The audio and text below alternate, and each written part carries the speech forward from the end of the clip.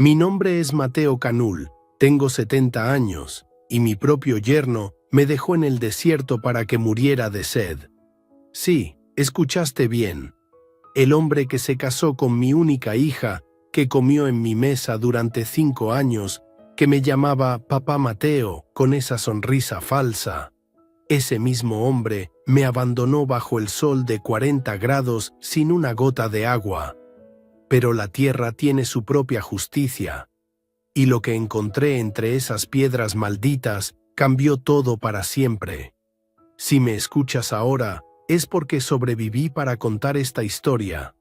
Cada palabra que te digo es la pura verdad, tan cierta como que el agua corre hacia abajo y el sol sale cada mañana por el oriente. Todo comenzó hace un año exactamente. Era marzo, la época más seca, cuando los mangos apenas empezaban a cuajar y la milpa necesitaba más cuidado.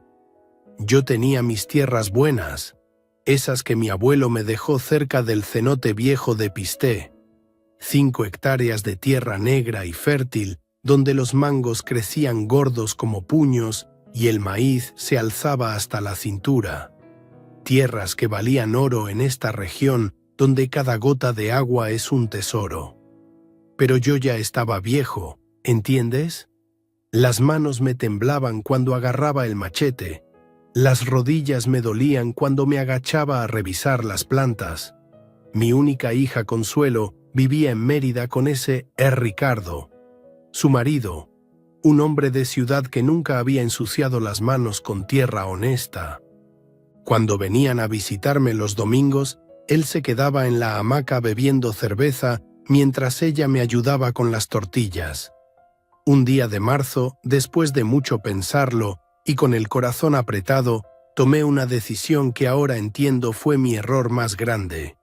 Llamé al notario público de Valladolid y trasladé toda mi tierra fértil a nombre de Consuelo. Todo, ¿me oyes? Los 5 hectáreas de mangos, el pequeño cenote, la casa donde nací, el corral donde mi padre crió sus cerdos. Le dejé todo a mi hija porque pensé que era lo correcto, lo que hace un buen padre. Para mí solo me guardé un pedacito de nada, 2 hectáreas de pura roca calcárea al norte del pueblo, donde ni las chumberas querían crecer. Un terreno que todos conocían como la tierra maldita. Porque ahí, según decían los viejos, los antiguos mayas habían enterrado a los que traicionaban a su propia sangre. Tierra seca, llena de piedras filosas y espinos que te desgarraban la piel si te acercabas demasiado. Es para que tengas donde vivir tranquilo, papá, me dijo Consuelo cuando firmamos los papeles. Ricky dice que podemos hacer algo bonito ahí, tal vez sembrar enequén o construir una casita pequeña para ti. Pero yo veía en los ojos de ese Ricky algo que no me gustaba, una ambición que brillaba como el oro falso. Los primeros meses después del traspaso fueron tranquilos. Yo seguía trabajando mis tierras, las tierras de mi hija, como si fueran mías. Regaba los mangos, cuidaba el maíz, reparaba la cerca cuando los venados se colaban a comer. Consuelo venía cada 15 días con tortillas hechas en casa y me traía noticias de la ciudad. Pero Ricky empezó a cambiar. Antes me saludaba con respeto, me decía don Mateo, y se quitaba el sombrero cuando entraba a mi casa. Después comenzó a mirarme como si fuera un estorbo, como si yo fuera una piedra en su zapato que necesitaba sacudirse.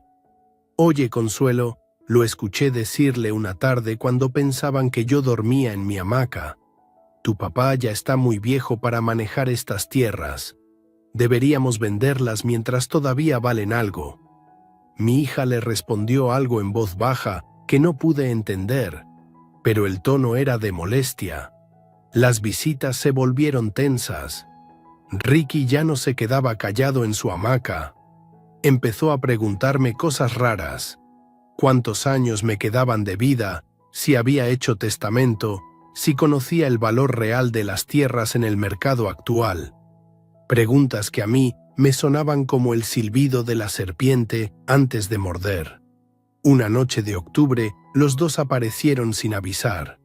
Era tarde, ya había cerrado a las gallinas y estaba preparando mi cena, frijoles con epazote y tortillas calentadas en el comal. Ricky traía unos papeles en la mano y una sonrisa que me dio escalofríos. «Don Mateo, tenemos una propuesta que le va a gustar mucho», me dijo sentándose a mi mesa sin que lo invitara. «Unos inversionistas de Cancún quieren comprar toda esta zona para hacer un complejo turístico. Hoteles, restaurantes, un campo de golf. Están ofreciendo una fortuna». Consuelo estaba callada, mirando el suelo. Yo serví mis frijoles y les ofrecí, pero ninguno quiso comer. Ricky siguió hablando de millones de pesos, de oportunidades que no se repetían, de cómo podríamos estar ricos para siempre. Pero cuando llegó al final de su discurso, ahí estaba el veneno. El único problema es su usufructo de por vida en el terreno del norte, don Mateo. Los inversionistas necesitan toda la zona limpia, sin complicaciones legales. Si usted renunciara a sus derechos, podríamos cerrar el trato mañana mismo. Ahí entendí todo. Las visitas, las preguntas, la urgencia. No era amor por la tierra, ni preocupación por mi bienestar. Era pura codicia, hambre de dinero fácil. Mi propio yerno quería quitarme hasta el último pedacito de tierra que me quedaba, dejarme como un perro sin casa en mis últimos años.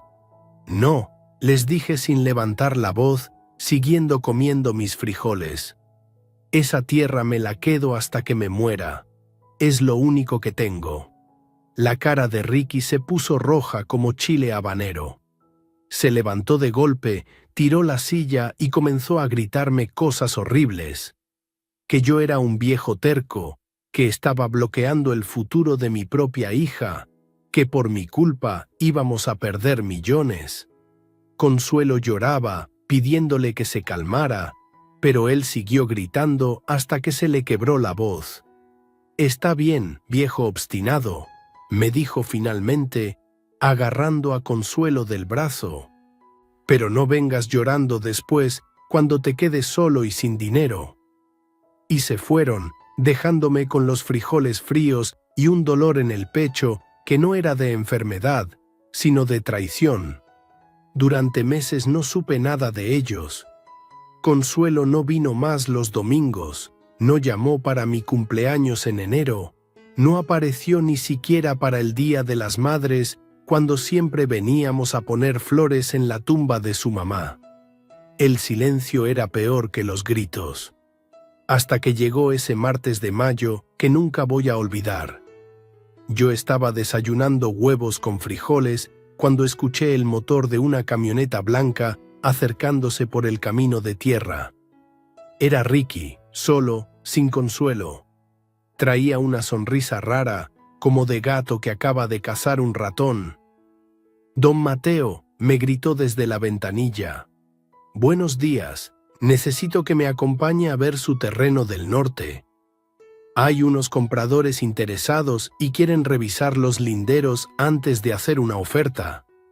Yo desconfié desde el primer momento, pero también tenía curiosidad. ¿Quién iba a querer comprar esas piedras inútiles? ¿Y por qué Ricky parecía tan contento de repente? «No sé, hijo», le dije. «Ese terreno está muy lejos y hace mucho calor. No se preocupe, don Mateo. Llevamos agua suficiente y regresamos antes del mediodía. Solo necesito que me enseñe dónde empiezan y terminan sus límites para el avalúo». Contra mi mejor juicio, acepté. Me puse mi sombrero de palma, agarré una botella de agua tibia y me subí a su camioneta. El aire acondicionado estaba descompuesto y las ventanas apenas bajaban. Ricky manejaba rápido, levantando polvo por el camino de terracería, hablando de cosas sin importancia. El precio del maíz, las lluvias que no llegaban, los turistas que venían a ver las ruinas. Cuando llegamos al terreno, el sol ya estaba alto y feroz. Mi pedazo de tierra se extendía ante nosotros como un mar de rocas blancas y espinos secos. No había ni una sombra, ni un árbol, ni el más pequeño charco de agua, solo piedras calcáreas que reflejaban el calor hasta quemarte los ojos y plantas espinosas que parecían garras de algún animal prehistórico. «Aquí es, ¿verdad, don Mateo?», me preguntó Ricky bajándose de la camioneta.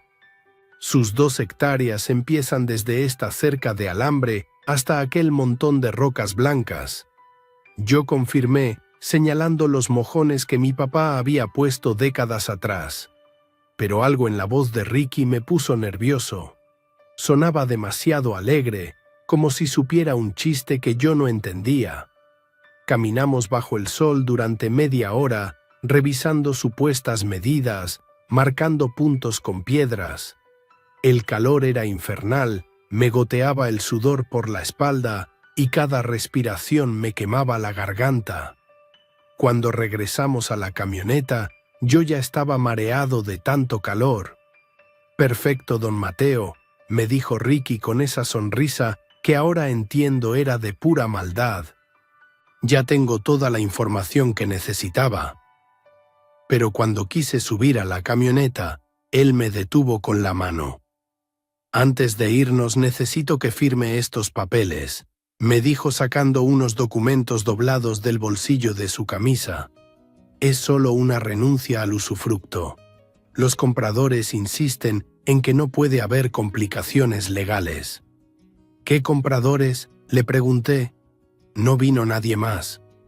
Su sonrisa se volvió más grande y más cruel. «Los compradores somos nosotros, don Mateo, Consuelo y yo, pero necesitamos su terreno también para completar el paquete». Ahí fue cuando todo se volvió claro como el agua cristalina. No había ningún inversionista de Cancún. No había ningún comprador misterioso. Era una trampa, un engaño planeado desde el principio para quitarme hasta el último pedazo de tierra que me quedaba. «No voy a firmar nada», le dije tratando de mantener la voz firme. «Lléveme de vuelta a mi casa». Pero entonces Ricky hizo algo que jamás pensé que fuera capaz de hacer. Se acercó a mí, me arrebató la botella de agua de las manos y la subió a la camioneta junto con la suya. «Aquí no hay agua, a ver cuánto duras, viejo», me dijo con una frialdad que me heló la sangre a pesar del calor infernal. «Cuando estés listo para firmar, grita fuerte. Tal vez pase alguien por el camino y me avise». Y sin más, se subió a la camioneta y arrancó el motor. Yo corrí detrás del vehículo, gritándole que se detuviera, que no podía dejarme ahí, que me iba a morir de sed bajo ese sol. Pero él solo aceleró más, levantando una nube de polvo que me cegó y me llenó la boca de tierra seca. Lo último que le escuché gritar por la ventanilla fue: «Cuando firmes la renuncia, te vengo a buscar, pero tiene que ser antes de que anochezca, porque después va a ser demasiado tarde». Y ahí me quedé, parado en medio de esas 2 hectáreas de nada, bajo un sol que caía como martillazos sobre mi cabeza, sin una gota de agua y con la horrible certeza de que mi propio yerno acababa de firmar mi sentencia de muerte. Me quedé ahí parado como un espantapájaros roto, viendo cómo la camioneta de Ricky desaparecía entre las piedras blancas y el polvo. El silencio que siguió era peor que cualquier grito. Solo el zumbido de las moscas y el canto enloquecido de las chicharras que parecían burlarse de mi situación. El sol ya estaba en su punto más alto, como una moneda de fuego que alguien hubiera pegado en el cielo sin nubes. Yo calculé que serían las 11 de la mañana, tal vez las 12. Si Ricky había dicho la verdad sobre venir por mí antes del anochecer, me quedaban unas 7 u 8 horas para resistir. Pero conociendo el calor de mayo en Yucatán, Sabía que 3 horas sin agua bajo ese sol eran suficientes para matar a un hombre joven y fuerte. Y yo tenía 70 años y el corazón cansado. Busqué sombra como un animal herido. Las pocas plantas que crecían en ese terreno maldito eran puros espinos, chumberas, tacistes, guayacanes secos que no daban ni un centímetro de refugio. Sus hojas pequeñas y duras estaban diseñadas para no perder agua, no para darle consuelo a un viejo abandonado. Me quité la camisa y me la puse sobre la cabeza como un turbante improvisado. La tela ya estaba empapada de sudor, pero al menos me protegía un poco del sol directo. Después empecé a caminar en círculos, tratando de encontrar algún lugar donde la tierra se viera diferente, más oscura, con señales de que tal vez guardara algo de humedad. Pero todo era igual, roca calcárea blanca que reflejaba el calor como espejos, tierra reseca que se desmoronaba en polvo cuando la pisabas, y espinos que se te clavaban en los pantalones si te acercabas demasiado. Era como si Dios hubiera decidido crear un pedazo de infierno aquí en la tierra, justo para enseñarme lo que significaba la desesperación verdadera. Después de media hora caminando sin rumbo, ya tenía la lengua pegada al paladar. El sudor había dejado de correr por mi frente porque mi cuerpo ya no tenía agua que desperdiciar. Las piernas me temblaban no de miedo, sino de pura debilidad. Cada respiración era como tragar vidrio molido. Fue entonces cuando empecé a recordar las historias que me contaba mi abuelo Alberto cuando yo era niño. Él había nacido en 1890, cuando todavía quedaban viejos que habían conocido a los últimos mayas libres antes de la guerra de castas. Mi abuelo tenía una memoria como biblioteca. Recordaba cada cuento, cada leyenda, cada historia que le habían contado sus propios abuelos. Mateo, me decía sentado en su mecedora de bejuco, esta tierra guarda secretos que los hombres blancos nunca van a entender. Los antiguos, los que construyeron Chichén Itzá y Uxmal, sabían cosas que nosotros hemos olvidado. Una de las historias que más me impresionaba de niño era la de los cenotes sagrados. Mi abuelo me explicaba que toda la península de Yucatán estaba llena de ríos subterráneos, como las venas de un cuerpo gigante que corrían por debajo de la roca. Los mayas antiguos conocían estos ríos secretos y construían sus ciudades cerca de las aberturas naturales, los cenotes, que les daban acceso al agua pura de las profundidades. Pero no todos los cenotes están a la vista, mijo, me decía mi abuelo con esos ojos que parecían guardar todos los misterios del mundo. Algunos están escondidos, tapados por siglos de tierra y piedras. Los mayas los sellaban cuando querían protegerlos de los invasores, o cuando algo malo había pasado en ese lugar. Yo le preguntaba cómo se podían encontrar esos cenotes ocultos, y él me describía las señales. Círculos de piedras blancas, pequeñas depresiones en el suelo, plantas que crecían más verdes que en el resto del terreno porque sus raíces alcanzaban la humedad subterránea. Pero ten cuidado, Mateo, me advertía siempre. No todos los cenotes son de buena suerte. Algunos están malditos, especialmente los que usaban para sacrificios o para castigar a los traidores.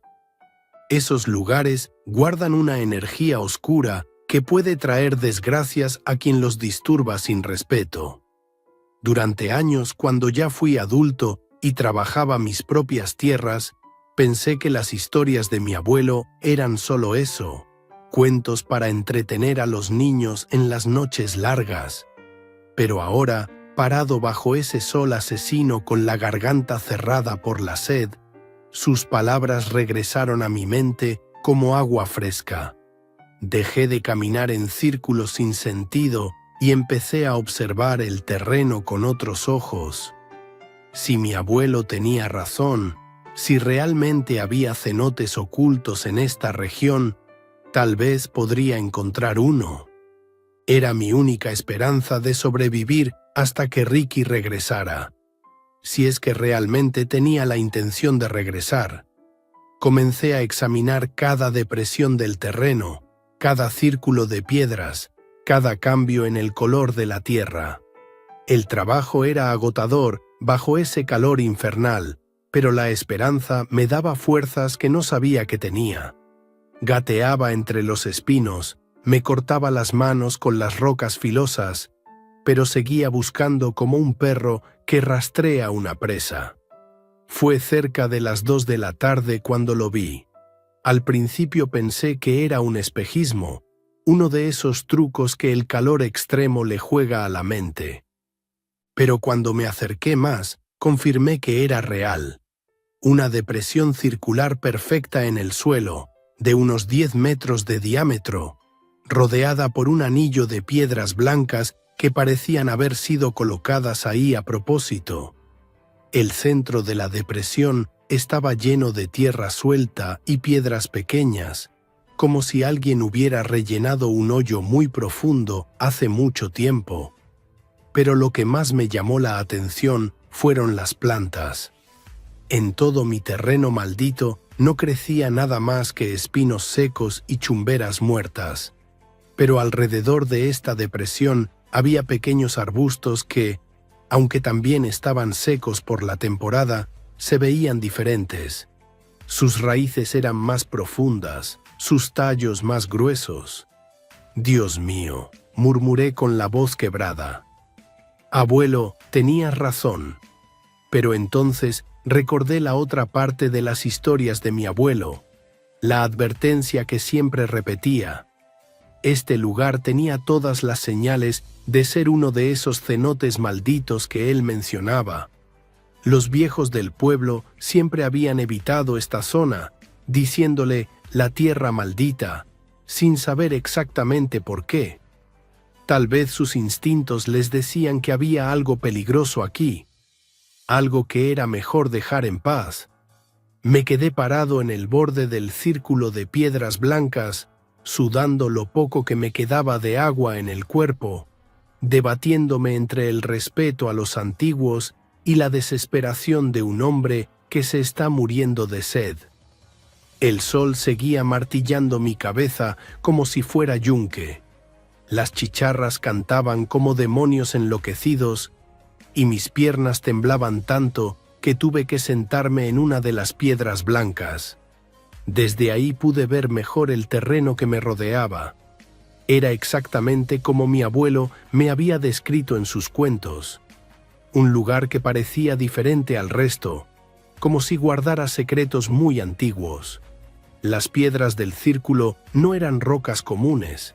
Eran demasiado redondas, demasiado blancas, demasiado perfectas para ser naturales.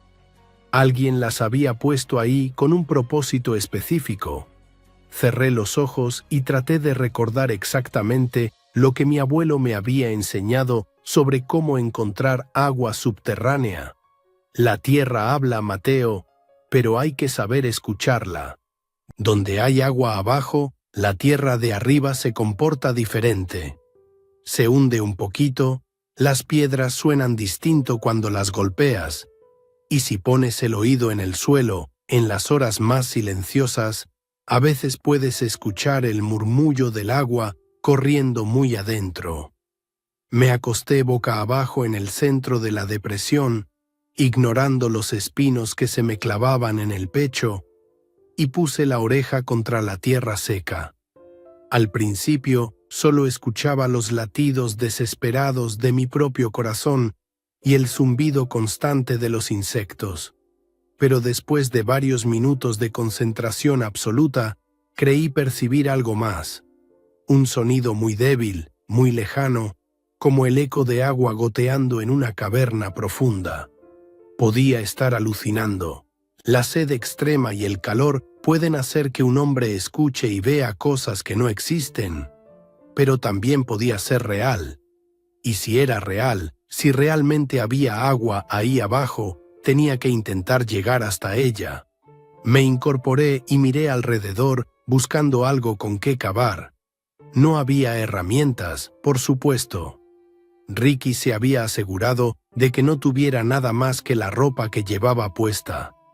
Pero encontré algunas piedras planas y filosas que podían servir como palas improvisadas. Antes de empezar a cavar, hice algo que no había hecho en años. Me hinqué en el centro de la depresión, junté las manos y recé, no solo a Dios, sino también a los espíritus de mis ancestros mayas, a mi abuelo Alberto, a todos los que habían caminado esta tierra antes que yo. Si este lugar está maldito, dije en voz alta, perdónenme por disturbar su descanso, pero si hay agua aquí abajo, por favor permítanme encontrarla. No quiero morir como un perro abandonado por la traición de mi propia familia. El viento sopló entonces por primera vez en todo el día, moviendo las hojas secas de los espinos y haciendo un sonido que casi parecía una respuesta. Tomé eso como una buena señal y empecé a cavar. La tierra estaba dura como cemento en la superficie, pero después de quitar los primeros centímetros se volvió más suave, como si hubiera sido removida antes. Cavé con las piedras filosas hasta que se me destrozaron, después seguí con las manos desnudas. La piel de mis palmas se abrió, la sangre se mezcló con la tierra seca, pero yo seguí escarbando como un animal desesperado. 1 metro, 2 metros. La tierra seguía suelta, llena de piedrecitas y fragmentos de algo que parecía cerámica muy antigua. Mis brazos ya no tenían fuerza, la cabeza me daba vueltas por la deshidratación, pero algo me decía que estaba cerca, que no podía parar ahora. Fue cuando llegué a los 3 metros de profundidad que mi mano tocó algo diferente. No era tierra, no era roca, era como una losa lisa y fría. Limpié la superficie con manos temblorosas y descubrí que era una piedra plana y rectangular, perfectamente cortada, como las que usaban los mayas para sellar sus tumbas o cenotes sagrados. Mi corazón empezó a latir tan fuerte que pensé que se me iba a salir del pecho. Ahí estaba la prueba de que las historias de mi abuelo eran ciertas. Había encontrado un cenote sellado, uno de esos lugares sagrados que los antiguos habían ocultado para protegerlos. Pero la losa era pesada, demasiado pesada para que un hombre viejo y deshidratado pudiera moverla solo. Busqué entre las piedras del círculo hasta encontrar una que pudiera usar como palanca. El sol ya empezaba a inclinarse hacia el poniente. Calculé que serían las 4 de la tarde. El tiempo se me acababa. Con la última fuerza que me quedaba, metí la piedra debajo de un borde de la losa y empujé con todo mi peso. La piedra ancestral se movió apenas unos centímetros, pero fue suficiente para que saliera por la rendija un soplo de aire fresco y húmedo que olía a agua dulce y a cavernas profundas.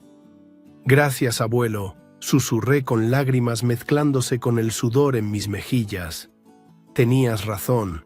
Todo este tiempo tenías razón». Con el corazón martillando en mi pecho, como tambor de ceremonia antigua, empujé la piedra palanca una vez más.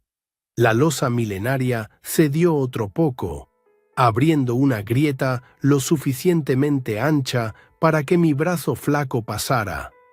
Metí la mano en esa oscuridad fresca y mis dedos tocaron el vacío. Había un espacio hueco debajo de la piedra sellada. El aire que salía de esa abertura era como un regalo del cielo, fresco, húmedo, con ese olor inconfundible del agua dulce que corre sobre roca calcárea. Era el mismo aroma que recordaba de los cenotes que visitaba de niño con mi abuelo, cuando él me llevaba a pescar mojarras en las aguas cristalinas de Tzidnup. Seguí haciendo palanca hasta que la losa se movió lo suficiente para crear una abertura por donde pudiera pasar mi cuerpo. Cada movimiento era una tortura. Mis músculos ya no respondían. Las manos me sangraban tanto que dejaba huellas rojas en la piedra ancestral. Pero la promesa del agua me daba una fuerza que venía de algún lugar más profundo que los músculos, más antiguo que el miedo. Cuando finalmente logré apartar la losa, me asomé por el hueco y lo que vi me quitó lo poco de aliento que me quedaba. No era un simple pozo de agua como había imaginado. Era la entrada a una caverna, con escalones naturales de roca que bajaban hacia las profundidades de la tierra. Y desde abajo subía el sonido más hermoso que había escuchado en mi vida. El goteo constante y melodioso del agua pura cayendo sobre piedra. «Santísima Virgen», murmuré, y mi voz hizo eco en las profundidades como si la caverna me estuviera respondiendo. «Es real, todo es real».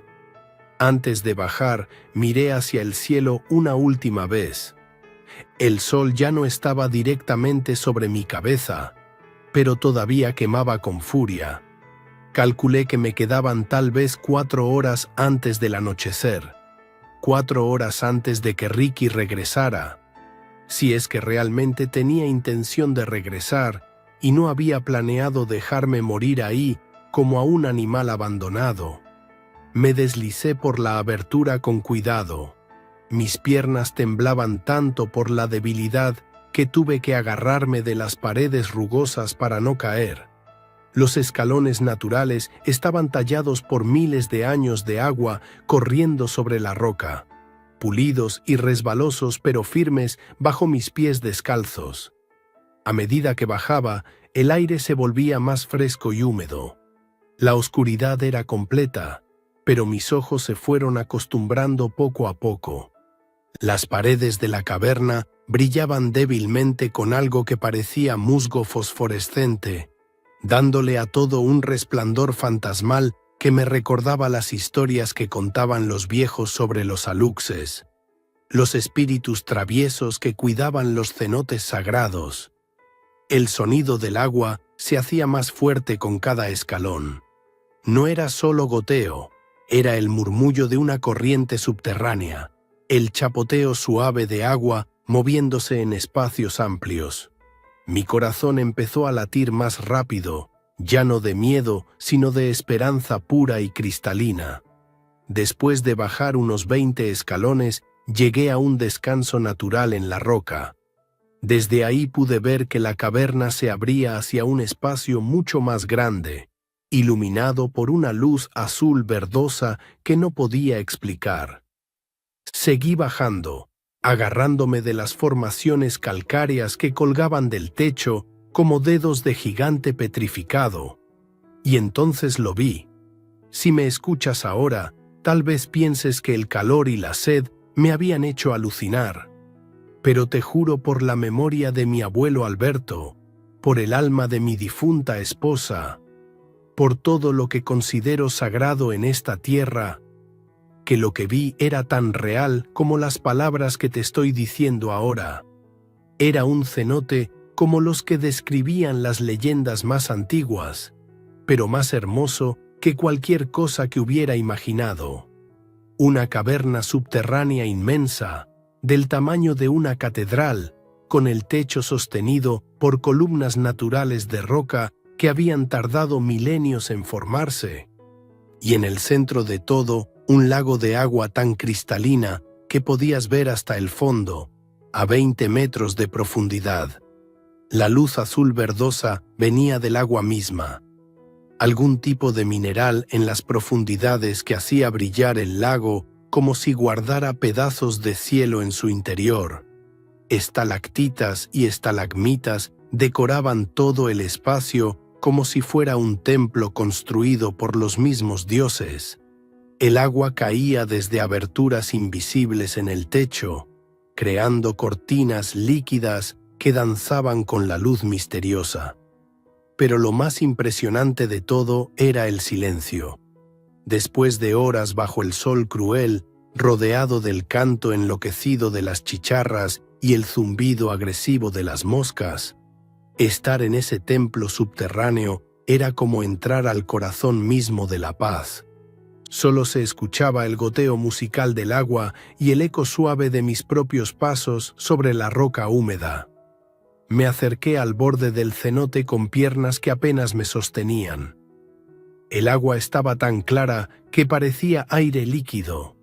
Podía ver peces pequeños nadando en las profundidades, plantas acuáticas que se movían como cabellos de sirena en la corriente subterránea. Era un ecosistema completo, intocado, perfecto, que había existido en secreto bajo esta tierra maldita durante quién sabe cuántos siglos. Me hinqué junto al agua y metí las manos con reverencia, como si fuera agua bendita. Y supongo que lo era, agua bendita por el tiempo, por la tierra, por los antiguos que habían considerado este lugar lo suficientemente sagrado para protegerlo y ocultarlo del mundo de arriba. La primera gota que toqué mis labios fue como resurrección, fría, dulce, más pura que cualquier agua que hubiera probado en mi vida. Bebí despacio al principio, con pequeños sorbos, porque sabía que mi cuerpo deshidratado necesitaba tiempo para absorber la vida que le estaba devolviendo. Después, cuando me sentí un poco más fuerte, hundí toda la cabeza en el agua cristalina y bebí como un hombre que renace. El agua no solo me devolvió las fuerzas, me devolvió la claridad mental. Mientras bebía y refrescaba mi cuerpo torturado por el calor, mi mente empezó a trabajar como no lo había hecho en horas. Y las ideas que llegaron a mi cabeza me llenaron de una mezcla de asombro, gratitud y algo que podría llamarse justicia poética. Había encontrado algo más valioso que todo el oro de los antiguos mayas. En una región donde cada gota de agua dulce valía más que los diamantes, donde los hoteles pagaban fortunas por acceso a cenotes menos impresionantes que este, yo había descubierto un tesoro que mi propio yerno jamás podría haber imaginado cuando me dejó aquí para que muriera de sed.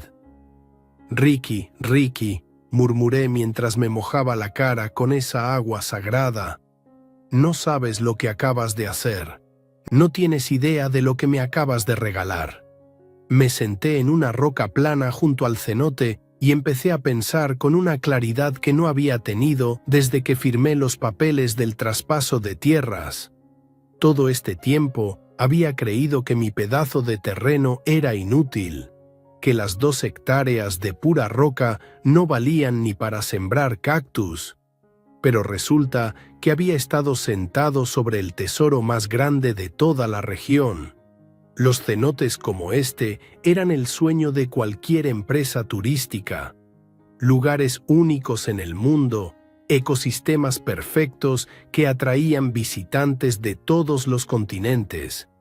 Y este era especial incluso entre los especiales, completamente virgen, con formaciones calcáreas intactas, agua cristalina sin contaminar y esa luz misteriosa que lo hacía parecer un palacio de cuentos de hadas.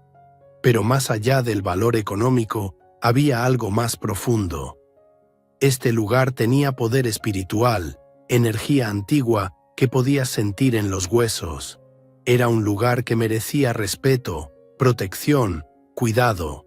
No era algo para explotar sin conciencia, sino algo para preservar y compartir con sabiduría.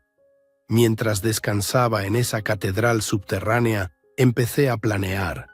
No iba a cometer los mismos errores que había cometido con la tierra de los mangos. Esta vez iba a ser más inteligente, más cauteloso. Esta vez iba a asegurarme de que mi descubrimiento beneficiara a las personas correctas, no a los codiciosos que solo ven dinero donde deberían ver maravilla. Primero, no le diría nada a nadie, especialmente no a Ricky. Ese hombre había demostrado de qué era capaz cuando creyó que podía quitarme mi única propiedad. Si supiera lo que realmente tenía bajo estas rocas, sería capaz de cualquier cosa para apoderarse de todo. Segundo, necesitaba tiempo para investigar. Tenía que averiguar exactamente cuáles eran mis derechos legales sobre este descubrimiento, qué protecciones podía conseguir para el cenote, qué instituciones o personas podrían ayudarme a desarrollar este lugar de manera responsable. Tercero, y más importante, tenía que asegurarme de que Ricky pagara por lo que había hecho. No con violencia. Yo no era un hombre violento, ni siquiera en mi furia más grande. Pero había una justicia más elegante esperándolo. Una justicia que él mismo había puesto en movimiento cuando decidió traicionarme. El tiempo pasaba lento y dulce en ese refugio subterráneo. La temperatura era perfecta, fresca pero no fría, húmeda pero no pegajosa. Por primera vez en horas pude relajar los músculos, respirar sin que me quemara la garganta, pensar sin que el pánico nublara mi mente. Exploré un poco más la caverna mientras recuperaba las fuerzas. Era más grande de lo que había pensado inicialmente. Había túneles secundarios que se perdían en la oscuridad, otros pozos de agua más pequeños, formaciones rocosas que parecían esculturas hechas por artistas divinos. En algunas paredes encontré pinturas rupestres muy descoloridas, figuras humanas, animales, símbolos que no pude entender, pero que me recordaron que este lugar había sido conocido y venerado mucho antes de que llegaran los españoles. También encontré evidencias de que el cenote no había estado completamente sellado siempre. Había restos de cerámica muy antigua, algunos huesos que podrían haber sido de animales que cayeron accidentalmente, y en un rincón algo que me hizo estremecer: fragmentos de jade y obsidiana que solo podían haber llegado ahí como ofrendas ceremonianas. Mi abuelo tenía razón cuando decía que algunos cenotes habían sido usados para sacrificios, pero también tenía razón cuando decía que no todos los lugares con historia oscura eran malvados. A veces la tragedia antigua se transformaba en bendición para las generaciones futuras. A veces los lugares que guardan dolor también guardan sabiduría. Cuando calculé que ya eran las 5 de la tarde, decidí que era hora de regresar a la superficie. Si Ricky cumplía su palabra de venir por mí antes del anochecer, necesitaba estar listo para el encuentro. Pero ahora el encuentro sería muy diferente de lo que él esperaba. Llené mi camisa con agua fresca del cenote, haciendo un bulto que podría usar como cantimplora improvisada. También busqué algunas piedras pequeñas y lisas que brillaban con el mismo resplandor azul verdoso del agua, evidencia de mi descubrimiento que nadie podría explicar como alucinación. Antes de irme, me arrodillé junto al agua cristalina una vez más y pronuncié una promesa en voz alta, para que los ecos la llevaran a todas las profundidades de la caverna y los espíritus antiguos fueran testigos. Lugar sagrado, agua bendita, espíritus de mis ancestros que cuidaron este tesoro, yo, Mateo Canul, juro por mi sangre maya que protegeré este cenote de la codicia y la destrucción. No permitiré que se convierta en diversión barata para turistas borrachos o negocio sucio para hombres sin alma. Será un lugar de respeto, de aprendizaje, de conexión con lo sagrado. Y si alguien trata de quitármelo con traición, como lo intentó mi yerno, descubrirá que la tierra tiene su propia manera de hacer justicia. El eco de mis palabras resonó en la caverna durante largo tiempo, como si la misma roca estuviera guardando mi promesa en su memoria eterna. Subí los escalones naturales con mucha más facilidad que cuando había bajado. Mi cuerpo estaba rehidratado, Mis músculos habían recuperado fuerza. Mi mente estaba clara y enfocada. Pero más que eso, mi espíritu estaba transformado. Ya no era el viejo abandonado y traicionado que había cavado desesperadamente bajo el sol cruel. Era el guardián de un secreto milenario, el protector de un tesoro que podía cambiar el destino de toda la región. Cuando llegué a la abertura que daba al mundo exterior, el contraste fue brutal. El aire caliente me golpeó la cara como un puñetazo. La luz del sol de la tarde me cegó temporalmente. Pero ya no era el mismo hombre que había descendido a las profundidades horas antes. Ahora tenía algo que Ricky jamás podría quitarme: conocimiento, poder real y una oportunidad de venganza más dulce que cualquier cosa que hubiera soñado. Volví a colocar la losa de piedra sobre la abertura, cuidando de que quedara exactamente como la había encontrado. Después cubrí todo con tierra suelta y piedras, borrando cualquier evidencia de que había sido movida recientemente. A simple vista, la depresión circular volvía a verse como lo que había parecido siempre: un hoyo inútil en un terreno maldito que nadie querría poseer. Me alejé del lugar sagrado y me fui a sentar bajo la sombra raquítica de un guayacán seco, a esperar la llegada de mi yerno. Pero ahora la espera no era agonizante, era deliciosa. Como la espera del cazador que sabe que su presa está caminando directo hacia la trampa. Ricky llegó justo cuando el sol empezaba a ponerse, como había prometido. Yo lo estaba esperando sentado en la sombra, con la camisa mojada del cenote todavía fresca contra mi pecho. Lo vi llegar levantando polvo con su camioneta blanca y pude ver en su cara esa mezcla de arrogancia y nerviosismo del hombre que cree que ha ganado, pero no está completamente seguro. Se bajó del vehículo con los papeles en la mano y esa sonrisa falsa que ya conocía demasiado bien. ¿Y qué tal, don Mateo? ¿Ya se le quitaron las ganas de ser terco? Llévame a casa, Ricardo, le dije con una voz más calmada de lo que él esperaba. Ya es tarde y tengo cosas que hacer. Su sonrisa se hizo más grande. Primero firma estos papeles y después hablamos del regreso. No voy a firmar nada, le respondí levantándome despacio. Esta tierra es mía y se queda mía hasta que me muera.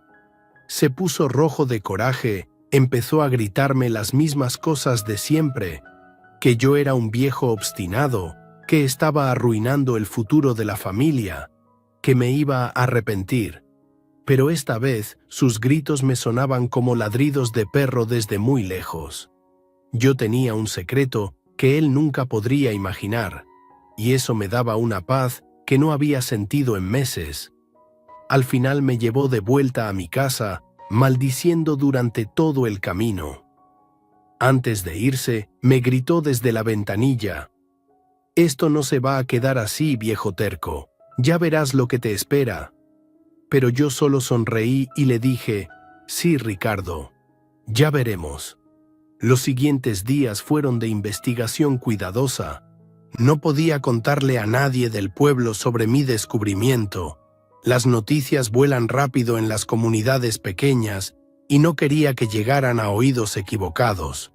En lugar de eso, fui a la biblioteca de Valladolid y pedí ayuda a la bibliotecaria, una muchacha joven que sabía usar esas computadoras modernas. «Don Mateo, ¿qué está buscando exactamente?», me preguntó cuando le dije que necesitaba información sobre cenotes y turismo ecológico. «Es para un proyecto», le mentí a medias. «Quiero saber qué se puede hacer para proteger los cenotes de los desarrollos turísticos irresponsables». Ella me ayudó a encontrar información sobre organizaciones dedicadas a la conservación, empresas de ecoturismo responsable y las leyes que protegen el patrimonio natural de México. Fue así como conocí el nombre de Carlos Velázquez, un biólogo de la Universidad Autónoma de Yucatán, que llevaba años estudiando los ecosistemas de cenotes y luchando contra su explotación comercial descontrolada. Conseguí su número de teléfono y lo llamé desde el único teléfono público que funcionaba en Pisté. Doctor Velázquez, mi nombre es Mateo Canul y tengo información que podría interesarle sobre un cenote no registrado. ¿Un cenote no registrado?, me preguntó con curiosidad. Eso es muy raro en esta región. Creíamos que ya habíamos catalogado todos los accesos visibles a los sistemas subterráneos. Este no es visible, doctor. Está sellado desde hace siglos, pero yo logré abrirlo, y creo que es algo especial. Le conté mi historia. No toda, por supuesto. No le mencioné nada sobre Ricardo ni la traición. Solo le dije que había heredado un terreno pedregoso donde mi abuelo siempre insistía que había un cenote oculto, y que después de mucho buscar había logrado encontrarlo. Carlos se emocionó tanto que insistió en venir a verlo esa misma semana. Don Mateo, si es cierto lo que me está diciendo, podríamos estar hablando de uno de los descubrimientos más importantes de los últimos años. Los cenotes sellados son extremadamente raros y valiosos desde el punto de vista científico. Cuando Carlos llegó con su equipo de estudiantes, cámaras especiales y equipos de medición, su reacción confirmó todo lo que yo había sospechado. Después de bajar al cenote y pasar 3 horas documentando todo lo que veía, subió con los ojos brillantes de emoción. «Don Mateo, esto es extraordinario», me dijo quitándose los guantes húmedos. «Es uno de los cenotes más prístinos que he visto en mi carrera. El ecosistema está completamente intacto. Hay especies de peces y plantas que podrían ser únicas, y las formaciones calcáreas son espectaculares. Esto no es solo un cenote, es un museo natural subterráneo».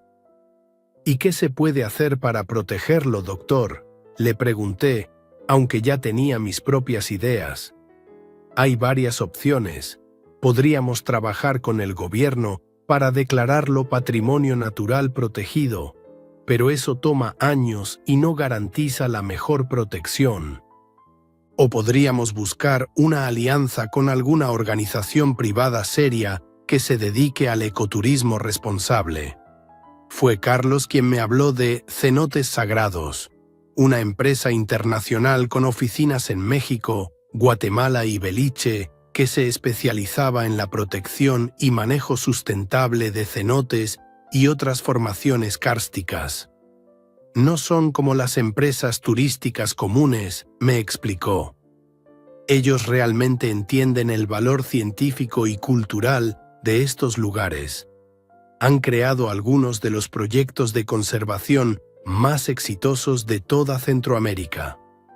«¿Y pagarían por los derechos exclusivos?», le pregunté directamente. Carlos se rió. «Don Mateo, por un cenote como este, con estas características y en esta ubicación, yo creo que pagarían millones de dólares. Pero más importante que el dinero, garantizarían que el lugar se preserve para las futuras generaciones». Esa misma noche llamé a los números que Carlos me había dado. La persona que me atendió, una mujer llamada Patricia Montoya, era la directora regional de Cenotes Sagrados. Cuando le describí mi descubrimiento, se quedó en silencio durante largo tiempo. «Señor Canul, ¿estaría dispuesto a que nuestro equipo vaya a evaluar el sitio?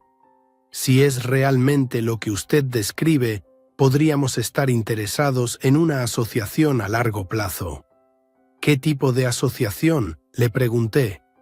«Pago inmediato por los derechos exclusivos, más un porcentaje de todos los ingresos futuros, más la garantía de que el cenote se manejará con el máximo respeto ambiental y cultural. Nuestros proyectos típicamente generan empleos locales para guías, mantenimiento y servicios, pero siempre con límites estrictos en el número de visitantes. Una semana después, Patricia llegó con un equipo de expertos, biólogos marinos, geólogos, especialistas en turismo sustentable. Pasaron 2 días completos documentando cada centímetro del cenote, tomando muestras de agua, fotografiando las formaciones rocosas, midiendo la profundidad y extensión de los túneles subterráneos. Cuando terminaron su evaluación, Patricia me pidió que nos sentáramos a hablar en privado. Señor Canul, en mis 15 años con esta empresa, nunca había visto un cenote tan perfecto. Es único en el mundo, no solo por su belleza, sino por su estado de conservación y su valor científico. Estamos preparados para hacer una oferta que refleje su verdadero valor. La cifra que me mencionó me dejó sin palabras. $2 millones estadounidenses por los derechos exclusivos, más el 20% de todos los ingresos netos durante los primeros 10 años, más un fondo de $50.000 anuales para la conservación del área circundante. Pero hay condiciones, me explicó Patricia. El cenote solo puede recibir un máximo de 50 visitantes por día, siempre acompañados por guías certificados. No se permite ningún tipo de construcción pesada en un radio de 500 metros. Y usted tendría que mantener la propiedad del terreno. Nosotros solo alquilamos los derechos de acceso y manejo. ¿Y mi familia?, le pregunté. Si algo me pasa, ¿qué garantías tengo de que respetarán estos acuerdos? El contrato se hace con usted personalmente y con sus herederos designados, pero también incluye cláusulas que protegen el cenote incluso si cambia la propiedad. Una vez que está bajo nuestro manejo, queda protegido legalmente contra cualquier desarrollo que pueda dañarlo. Firmamos los contratos 3 semanas después, con Carlos Velázquez como testigo y asesor. El dinero se depositó en una cuenta que abrí específicamente para este propósito. Yo nunca había manejado cantidades así, pero la gerente del banco me ayudó a entender las opciones de inversión segura. Mientras todo esto pasaba en secreto, Ricardo había estado muy ocupado con sus propios planes. A través de Consuelo, que había venido a pedirme perdón por el comportamiento de su marido, me enteré de que él había conseguido un préstamo enorme del banco, usando como garantía las tierras de los mangos que ahora estaban a nombre de mi hija. Papá, está como loco, me contó Consuelo una tarde mientras tomábamos café en mi cocina. Se levanta temprano, hace llamadas misteriosas, sale todo el día y regresa hablando de millones y oportunidades únicas. Dice que va a construir el complejo turístico más grande de la región. ¿Y tú qué opinas de eso, mija?, le pregunté. Ella suspiró profundo antes de responder. Que me da miedo, papá. Ricardo no entiende nada de negocios reales, solo sabe hablar bonito y hacer promesas. Y desde que te dejó en el terreno ese día, algo cambió en él. Está más agresivo, más desesperado. ¿Te contó exactamente qué pasó ese día? Me dijo que fueron a revisar límites y que tú te pusiste necio, que tuvieron una discusión y que te dejó ahí para que reflexionaras un rato. Pero yo sé que hay algo más, papá. Te conozco desde que nací y veo en tus ojos que algo importante pasó. No le conté nada del cenote.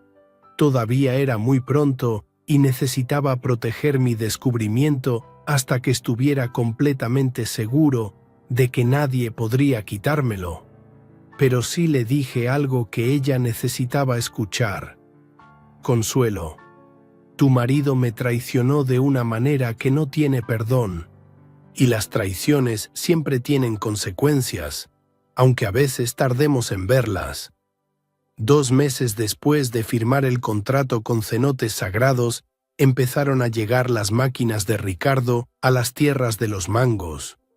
Excavadoras, camiones de cemento, trabajadores con cascos amarillos que empezaron a tumbar árboles y nivelar terrenos. El ruido era horrible. Desde mi casa podía escuchar el rugido de los motores y el crack de los mangos centenarios cayendo al suelo. Pero yo me quedé tranquilo, regando mis plantas en mi terreno supuestamente inútil, sabiendo que Ricardo estaba cavando su propia tumba financiera con cada día que pasaba. El primer problema llegó cuando trataron de perforar el pozo para el suministro de agua del futuro hotel. Después de una semana de perforación, no encontraron nada más que roca seca. Trajeron máquinas más grandes, perforaron más profundo, gastaron más dinero. Nada. Carlos Velázquez, que ahora era amigo de la casa y venía a visitarme regularmente para monitorear el cenote, me explicó por qué Ricardo no estaba encontrando agua. La formación geológica de esta área es muy específica, don Mateo. Los ríos subterráneos corren por canales muy precisos, determinados por fallas y fracturas en la roca que se formaron hace millones de años. Su cenote está exactamente en uno de esos canales principales. Pero a solo 500 metros de distancia puede no haber ni una gota de agua subterránea accesible. Y sin agua, ¿qué pasa con su proyecto de hotel?, le pregunté, aunque ya sabía la respuesta. Es imposible. Los hoteles necesitan cantidades enormes de agua para huéspedes, piscinas, jardines, restaurantes. Sin un suministro confiable, ninguna autoridad les va a dar los permisos de operación. Efectivamente, 3 meses después de empezar la construcción, llegaron los inspectores de la Comisión Nacional del Agua. Revisaron todos los pozos que había mandado perforar Ricardo, analizaron los estudios hidrológicos, midieron los niveles freáticos. Su conclusión fue definitiva. El proyecto no tenía acceso a suficiente agua para operar legalmente. Suspensión temporal hasta resolver el problema de suministro hídrico, decía la notificación oficial que le entregaron a Ricardo. El desarrollador tiene 90 días para demostrar acceso a una fuente de agua confiable, o se cancelarán definitivamente todos los permisos. Fue entonces cuando Ricardo recordó que su suegro tenía un terreno justo al lado, un terreno que él había considerado completamente inútil, pero que tal vez, solo tal vez, podría tener acceso al agua que él necesitaba desesperadamente. La primera vez que vino a buscarme fue una tarde de agosto, cuando el calor era tan fuerte que hasta las iguanas se escondían bajo las piedras. Llegó en su camioneta, pero ya no era el hombre arrogante que me había abandonado en el desierto. Estaba flaco, demacrado, con ojeras profundas y las manos que le temblaban cuando encendía sus cigarrillos. Don Mateo, me dijo tratando de sonar casual, he estado pensando que tal vez podríamos ayudarnos mutuamente. ¿Ah, sí? ¿Y cómo es eso, Ricardo? Pues, usted tiene su terreno ahí, y yo tengo mi proyecto aquí. Tal vez si unimos fuerzas, podemos resolver los problemas de ambos. Yo no tengo ningún problema que resolver, le respondí tranquilo. Mi terreno está perfectamente bien como está. Se puso nervioso, empezó a caminar en círculos como animal enjaulado. Es que necesito encontrar agua, don Mateo, para el hotel, y pensé que tal vez en su terreno, si perforamos un poco. ¿Quieres perforar en mi terreno? Le pagaría muy bien. Podríamos hacer un trato, un porcentaje de las ganancias del hotel a cambio de los derechos de agua. ¿Los derechos de agua de qué agua, Ricardo? Tú mismo me dijiste que mi terreno no servía para nada, que ahí no había ni una gota de agua. Se quedó callado porque sabía que yo tenía razón. Él había apostado todo su dinero y el dinero prestado a que mi tierra no valía nada. Ahora que necesitaba desesperadamente lo que creía que no existía, no tenía manera de pedirlo sin admitir su traición. «Mire, don Mateo», me dijo finalmente, «tal vez ese día en el terreno las cosas se pusieron un poco tensas, pero usted sabe que yo lo respeto mucho». «¿Me respetas?», le pregunté levantando la voz por primera vez. «¿Llamas respeto dejarme abandonado bajo el sol de 40 grados sin agua para que me muriera como un perro?» No era eso, solo quería que entendiera la situación. Yo entendí perfectamente la situación, Ricardo. Entendí que mi propio yerno era capaz de matarme por codicia. Se fue ese día sin conseguir nada, pero regresó a la semana siguiente. Y a la siguiente. Cada visita era más desesperada que la anterior. Me ofrecía más dinero, mejores condiciones, porcentajes más altos de las ganancias futuras. Pero yo siempre le daba la misma respuesta. «Esa agua que tú quieres, Ricardo, es la misma agua que trataste de quitarme junto con mi vida. No te voy a dar ni una gota». El proyecto del hotel se fue hundiendo día a día.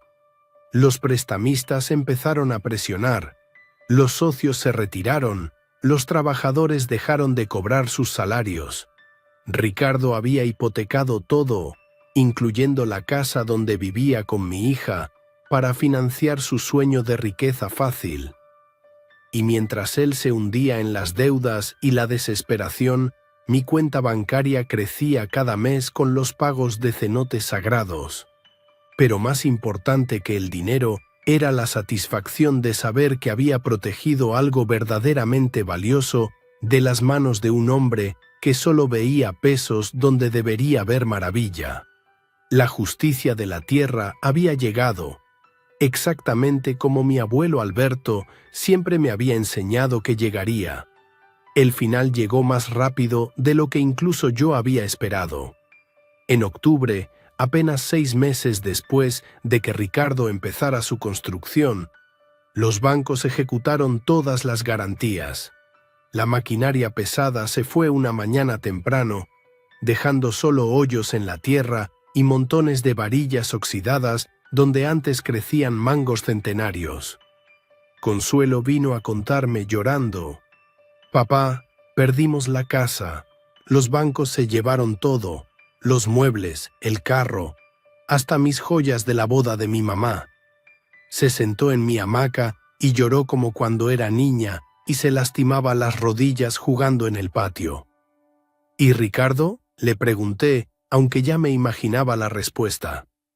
«Se fue ayer por la madrugada. Dejó una carta diciendo que iba a buscar trabajo en Cancún, que cuando tuviera dinero regresaría por mí. Pero papá, yo sé que no va a regresar. Lo vi en sus ojos estos últimos meses. Ya no era el hombre que conocí».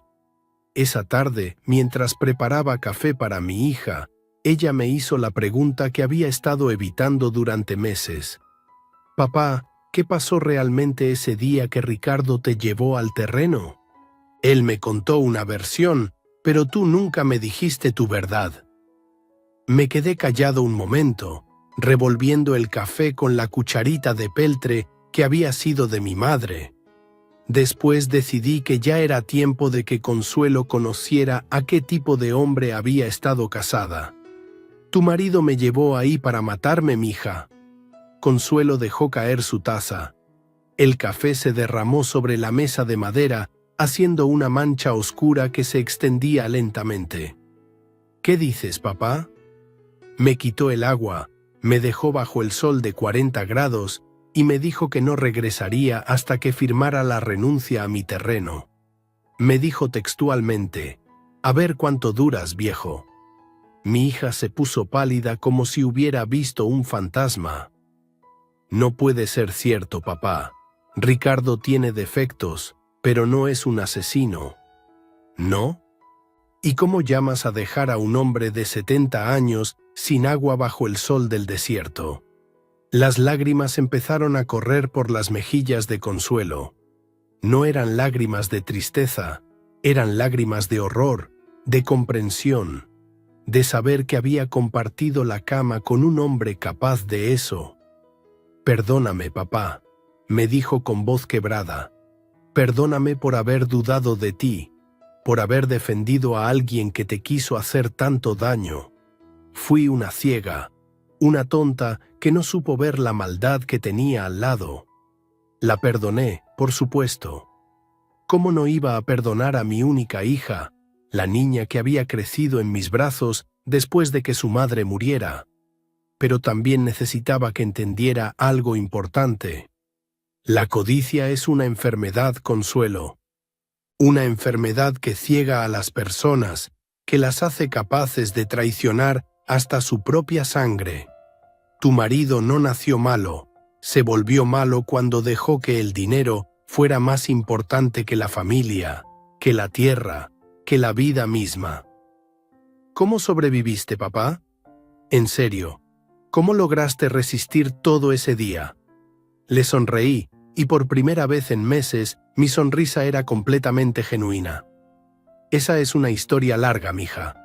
Una historia que tiene que ver con tu bisabuelo Alberto y los secretos que esta tierra guarda desde hace siglos. Esa noche le conté todo. Le hablé del cenote oculto, del agua cristalina, de las formaciones rocosas que parecían catedrales subterráneas. Le expliqué sobre Carlos Velázquez y cenotes sagrados, sobre los contratos y el dinero que ahora teníamos en el banco. Vi cómo sus ojos se iban llenando de asombro y también de comprensión. Por eso Ricardo no encontró agua en su proyecto, murmuró. Por eso sus pozos salieron secos. La tierra tiene su propia justicia, Consuelo. A veces tarda en llegar, pero siempre llega. Los meses siguientes fueron de reconstrucción. Consuelo se mudó de vuelta a mi casa, nuestra casa, y empezamos los trámites del divorcio. Ella consiguió trabajo como secretaria en la presidencia municipal de Valladolid, y yo comencé mi nueva vida como guardián oficial del cenote sagrado. Cenotes Sagrados cumplió todas sus promesas. Construyeron una entrada discreta y elegante con un pequeño centro de visitantes donde se explicaba la historia geológica y cultural del lugar. Contrataron a 3 guías locales, jóvenes del pueblo que conocían las leyendas mayas y hablaban inglés básico. También emplearon a 2 mujeres para que vendieran artesanías auténticas y comida tradicional a los turistas. Pero lo más importante era el respeto. Los grupos nunca eran de más de 8 personas, siempre acompañados por un guía certificado que explicaba la importancia de no tocar las formaciones rocosas, de no usar bloqueador solar o repelente antes de entrar al agua, de mantener silencio para no disturbar el ecosistema. Era turismo de verdad, no el circo que Ricardo había planeado construir. Yo me convertí en lo que Patricia Montoya llamaba el historiador residente. 3 veces por semana me sentaba en el centro de visitantes y les contaba a los turistas las leyendas que había aprendido de mi abuelo Alberto. Les hablaba de los antiguos mayas que consideraban los cenotes como puertas al inframundo, de los rituales de purificación, de cómo el agua dulce era más sagrada que cualquier oro. Los visitantes venían de todos los rincones del mundo, familias de Estados Unidos y Canadá, mochileros europeos, estudiantes universitarios que escribían tesis sobre ecosistemas únicos. Muchos bajaban al cenote esperando solo tomar fotografías bonitas, pero subían transformados por la experiencia de estar en presencia de algo verdaderamente sagrado. Hubo una pareja de ancianos alemanes que me marcó especialmente. Habían estado casados 50 años y el hombre tenía cáncer terminal. Su esposa me explicó que habían venido a México para cumplir su último deseo, nadar juntos en un cenote maya antes de que él muriera. Los vi bajar tomados de la mano, ayudándose mutuamente en los escalones resbaladijos. Cuando llegaron al agua cristalina, se quedaron abrazados flotando en silencio durante casi una hora. Cuando subieron, ambos lloraban de gratitud. «Danke, señor Mateo», me dijo el hombre en su español entrecortado. «Este lugar es wie Himmel, como el cielo». Su esposa me escribió una carta 6 meses después. Su esposo había muerto en paz, y sus últimas palabras habían sido sobre el cenote, sobre cómo el agua sagrada le había dado tranquilidad para enfrentar lo que venía después. Historias como esa me confirmaban que había tomado la decisión correcta. El dinero era importante, me permitía vivir con dignidad y ayudar a Consuelo con sus gastos, pero más importante era saber que estaba protegiendo algo que le daba paz y esperanza a las personas que realmente lo valoraban. Un año después de la quiebra de Ricardo, recibimos noticias suyas a través de una prima de Consuelo que vivía en Playa del Carmen. Había estado trabajando como mesero en restaurantes de turistas, pero el trabajo nunca le duraba mucho. Sus antiguos socios lo reconocían y corrían la voz de que era poco confiable. Últimamente había estado vendiendo tiempo compartido en la playa, uno de esos trabajos donde tienes que acosar a los turistas para que compren propiedades que no valen lo que cuestan. Dicen que está muy cambiado, me contó Consuelo. Flaco, con canas, siempre con deudas. Parece que el fracaso del hotel lo marcó mucho. La codicia lo marcó, le corregí. El fracaso fue solo la consecuencia. Consuelo nunca volvió a hablar de él con nostalgia. Había entendido que a veces las personas que amamos nos decepcionan de maneras que no tienen reparación. Pero también había aprendido que la familia verdadera es la que se queda a tu lado en los momentos difíciles, no la que te abandona cuando necesita algo de ti. Los fines de semana, ella me acompañaba al cenote. Le gustaba sentarse junto al agua cristalina y leer libros sobre historia maya que Carlos Velázquez nos prestaba de la universidad. Poco a poco se fue convirtiendo en una guía tan buena como yo, especialmente con los visitantes que traían niños pequeños. Los niños entienden la magia más fácil que los adultos, me decía después de explicarle a una familia francesa por qué el agua brillaba con esa luz azul verdosa. No necesitan pruebas científicas para saber que están en un lugar especial. En diciembre del segundo año, Patricia Montoya me propuso algo que me llenó de orgullo. Cenotes Sagrados quería usar nuestro sitio como modelo para un proyecto de conservación más grande, una red de cenotes protegidos en toda la península de Yucatán, manejados por las comunidades locales, pero con estándares internacionales de conservación. Su cenote ha sido uno de nuestros proyectos más exitosos, don Mateo, me explicó durante una de sus visitas regulares. No solo por los ingresos, sino por el impacto positivo en la comunidad y el nivel de satisfacción de los visitantes. Queremos replicar este modelo en otros lugares. La propuesta incluía aumentar mi papel de historiador local a consultor regional, ayudando a entrenar a otros guardianes de cenotes en diferentes pueblos. También querían documentar todas las leyendas y conocimientos tradicionales que yo había heredado de mi abuelo, para preservarlos antes de que se perdieran con mi generación. Acepté, por supuesto. A los 72 años había encontrado un propósito que nunca pensé que tendría: ser el puente entre la sabiduría ancestral de mi pueblo y los visitantes del mundo moderno que buscaban conectarse con algo más profundo que las diversiones superficiales. Pero había una decisión más importante que necesitaba tomar. ¿Qué pasaría con el cenote después de mi muerte? Consuelo era buena persona y estaba aprendiendo a valorar nuestro tesoro, pero ella era joven y las tentaciones del dinero fácil podrían presentarse en el futuro. Yo había vivido lo suficiente para saber que hasta las mejores personas pueden cambiar cuando se enfrentan a ofertas millonarias. Después de consultarlo con Carlos Velázquez y con los abogados de cenotes sagrados, tomé una decisión que sabía que mi abuelo Alberto habría aprobado. Cambié mi testamento para dejar los derechos sobre el cenote al Fondo de Protección del Patrimonio Natural de Yucatán, una organización sin fines de lucro dirigida por académicos de la universidad y representantes de las comunidades mayas.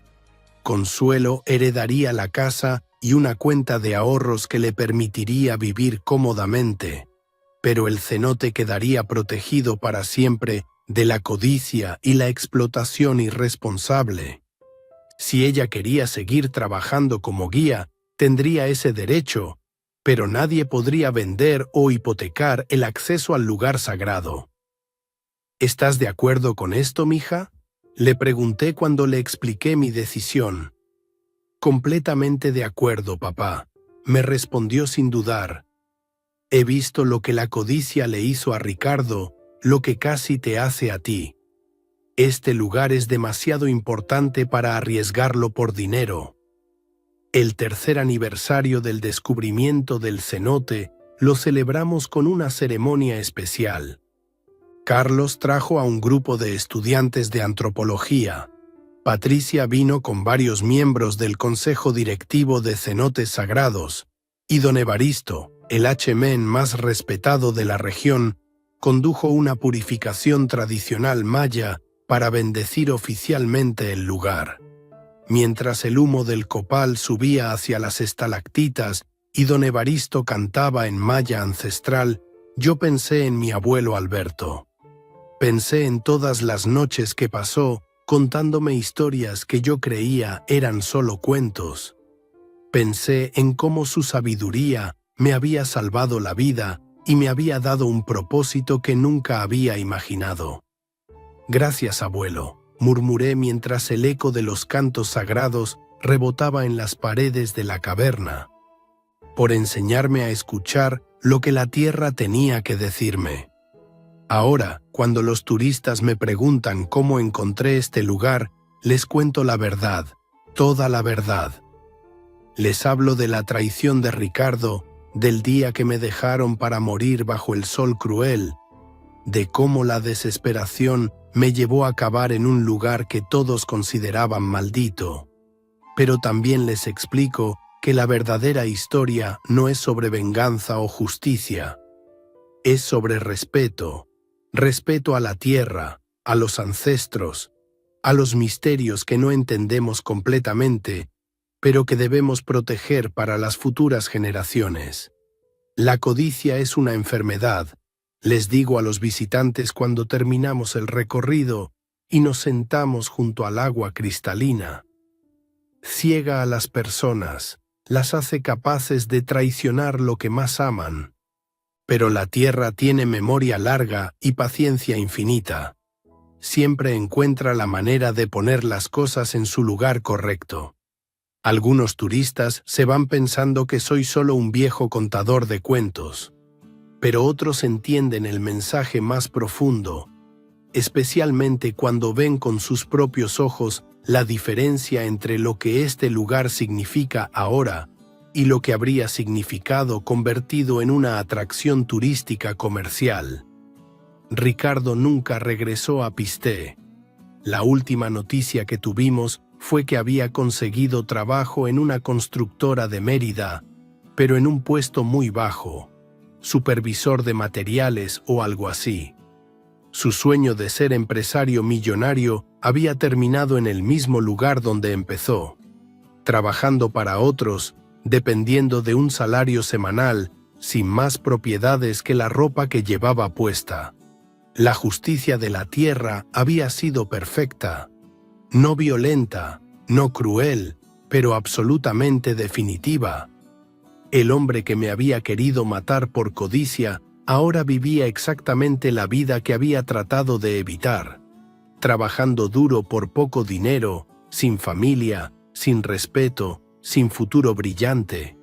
Y yo, el viejo que él había creído que podía eliminar fácilmente, me había convertido en guardián de un tesoro que valía más que todos sus sueños de hoteles y desarrollos turísticos juntos. Cada mañana, cuando bajo al cenote para hacer la inspección diaria, miro el agua cristalina y recuerdo las palabras de mi abuelo Alberto. La tierra da solo a los que la respetan, Mateo, y quita todo a los que la traicionan. Ahora entiendo que no se refería solo a las cosechas o al ganado. Se refería a algo mucho más profundo, a la conexión sagrada entre las personas y el lugar donde nacieron, entre el presente y los ancestros, entre lo que somos y lo que debemos proteger para los que vendrán después. Por eso sigo aquí, a los 73 años, contando historias y cuidando agua sagrada. Por eso Consuelo viene cada domingo a ayudarme con los visitantes. Por eso el cenote seguirá protegido mucho después de que nosotros ya no estemos. Porque algunas cosas son más importantes que el dinero, más valiosas que la venganza, más duraderas que los sueños de grandeza de los hombres pequeños. El agua sigue corriendo, clara y fría, en las profundidades de la tierra. Y seguirá corriendo cuando todos los Ricardo del mundo hayan sido olvidados por la historia. Estamos una vez más por acá, huevón. Una noche más por acá, muchachos, con ustedes. Qué bueno verlos por acá. Aplausos. No lo merecemos, no lo merecemos. Después de un día tan berraco, huevón. Después de un día tan agitado. Aquí estamos. Invictus. Me gustó esto. ¿Cómo vamos, parceros? Buenas noches, háblamelo de Ledán. ¿Todo bien o qué? ¿Cómo estás, parcerito? Háblamelo, Pirlo. Pirlo 420 en la casa. ¿Cómo va, hermano? ¿Cómo va todo? ¿Cómo va todo, mi socio? ¿Qué es lo que es? ¿Cuál es la movida, parce? Papi, está lloviendo bien rico. Es la última... Yo creo que es la última lluvia de primavera, weón. No, bueno, lluvia de primavera.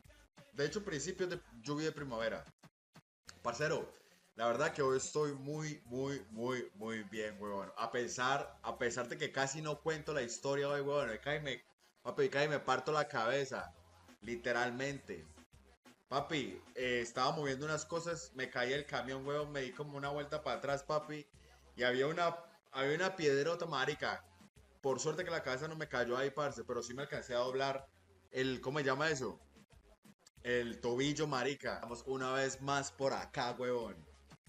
Una noche más por acá, muchachos, con ustedes. Qué bueno verlos por acá. Aplausos. No lo merecemos, no lo merecemos. Después de un día tan berraco, weón. Después de un día tan agitado. Aquí estamos. Invictus. Me gustó esto. ¿Cómo vamos, parceros? Buenas noches, háblamelo de Ledán. ¿Todo bien o qué? ¿Cómo estás, parcerito? Háblamelo, Pirlo. Pirlo 420 en la casa. ¿Cómo va, hermano? ¿Cómo va todo? ¿Cómo va todo, mi socio? ¿Qué es lo que es? ¿Cuál es la movida, parce? Papi, está lloviendo bien rico. Es la última... Yo creo que es la última lluvia de primavera, weón. No, bueno, lluvia de primavera. De hecho, principios de lluvia de primavera. Parcero, la verdad que hoy estoy muy bien, weón. A pesar de que casi no cuento la historia hoy, weón. Papi, me parto la cabeza. Literalmente. Papi, estaba moviendo unas cosas, me caí el camión, weón, me di como una vuelta para atrás, papi. Y había una piedrota, marica. Por suerte que la cabeza no me cayó ahí, parce, pero sí me alcancé a doblar ¿cómo se llama eso? El tobillo, marica. Estamos una vez más por acá, weón. Una noche más por acá, muchachos, con ustedes. Qué bueno verlos por acá. Aplausos. No lo merecemos, no lo merecemos. Después de un día tan berraco, weón. Después de un día tan agitado. Aquí estamos. Invictus. Me gustó esto. ¿Cómo vamos, parceros? Buenas noches, háblamelo de Ledán. ¿Todo bien o qué? ¿Cómo estás, parcerito? Háblamelo, Pirlo. Pirlo 420 en la casa. ¿Cómo va, hermano? ¿Cómo va todo? ¿Cómo va todo, mi socio? ¿Qué es lo que es? ¿Cuál es la movida, parce? Papi, está lloviendo bien rico. Es la última. Yo creo que es la última lluvia de primavera, weón. No, bueno, lluvia de primavera. De hecho, principios de lluvia de primavera. Parcero, la verdad que hoy estoy muy bien, weón. A pesar de que casi no cuento la historia hoy, weón. Papi, cae y me parto la cabeza. Literalmente. Papi, estaba moviendo unas cosas, me caí el camión, weón, me di como una vuelta para atrás, papi, y había una piedrota, marica.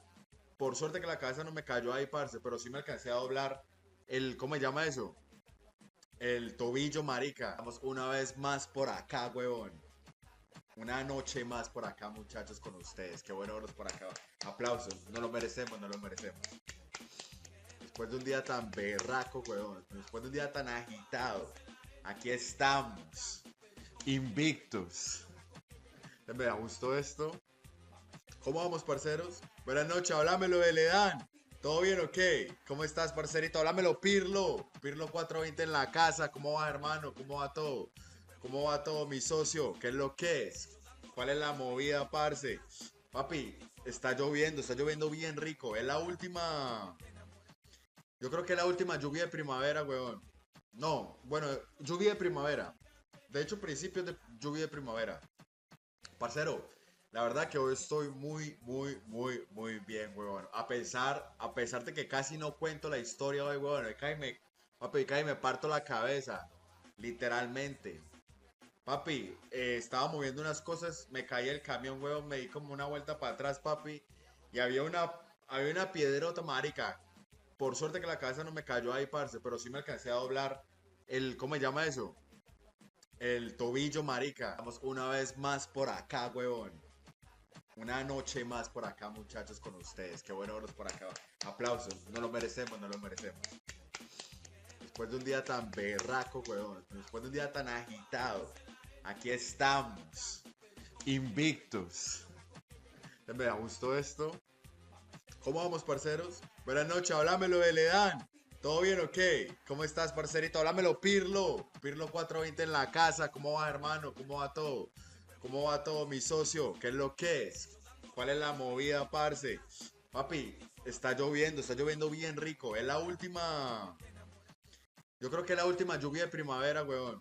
No, bueno, lluvia de primavera. De hecho, principios de lluvia de primavera. Parcero, la verdad que hoy estoy muy bien, weón. A pesar de que casi no cuento la historia hoy, weón. Papi, cae y me parto la cabeza. Literalmente.